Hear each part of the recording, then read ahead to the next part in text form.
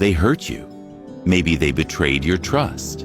Maybe they left when you needed them most. Maybe they acted like you never mattered after you gave them everything.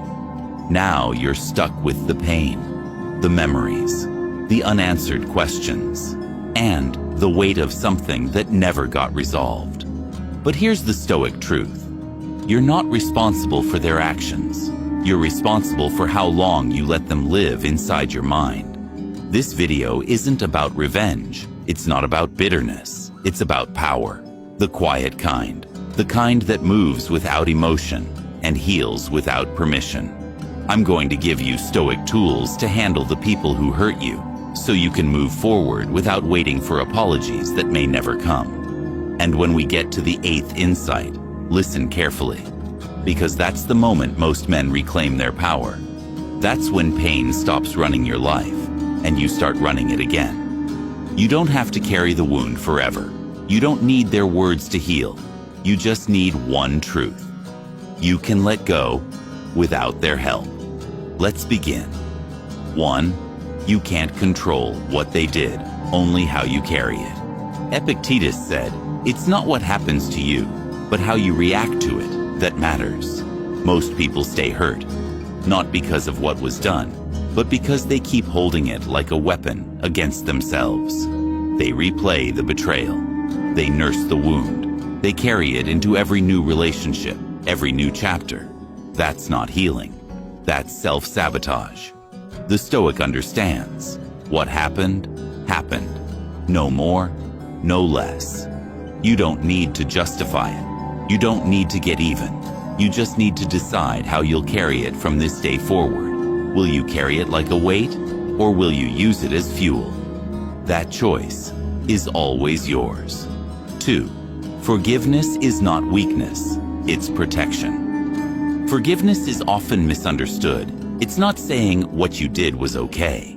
It's saying what you did is no longer allowed to live in my mind. Because holding a grudge, it doesn't hurt them. It hurts you. It keeps you bound to what they did. It chains your peace to someone else's past.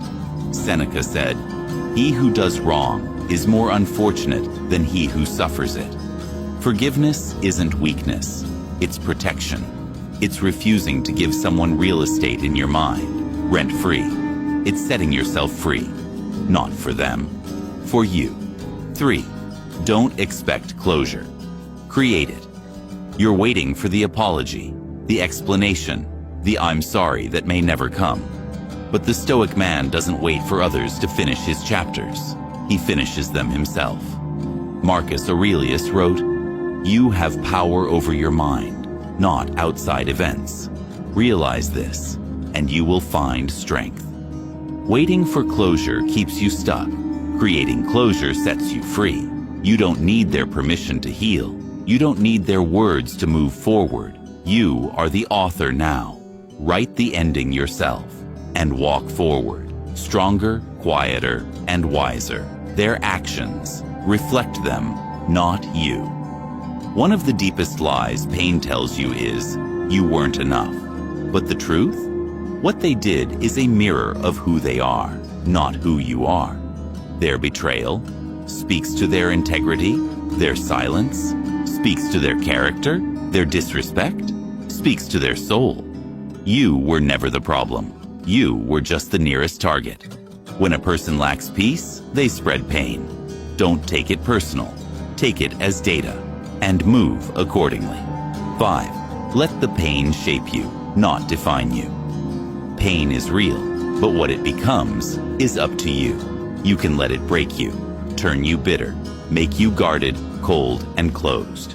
Or you can let it shape you, sharpen you, humble you, open your eyes. The Stoic doesn't deny pain. He transforms it. He asks, what can this teach me? What will I no longer tolerate? What must I do now that I've seen this truth? Every scar can either be a prison or a reminder that you survived. Use the pain. Don't worship it. 6. You don't owe revenge. You owe yourself peace. They hurt you. You want justice. You want them to feel it. But here's what Marcus Aurelius would say. The best revenge is not to be like your enemy. Revenge keeps the cycle alive. It makes you a mirror of what you hated. Peace is the real power. To move on, to build in silence, to rise without a single word. Let them talk. Let them think they won. You know what's louder than revenge? Peace, progress, disappearing into your purpose. 7. Distance is healing, not hatred. You can love someone and still leave. You can forgive someone and still block them.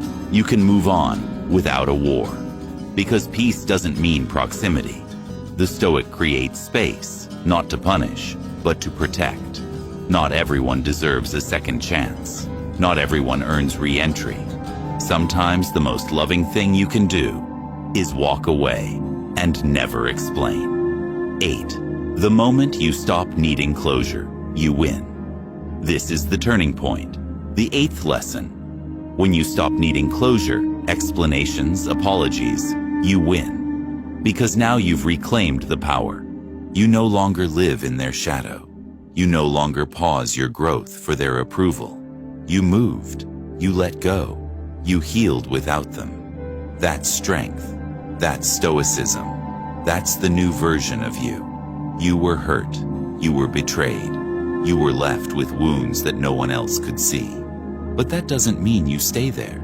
The Stoic man moves forward with scars, not stories, with clarity, not chaos, with purpose, not pain. Those who hurt you may never pay. They may never understand, but that's not your mission. Your mission is peace. So let this be the day you take the weight off, not because they deserve it, but because you do. You don't need revenge. You need rebirth, and it starts now.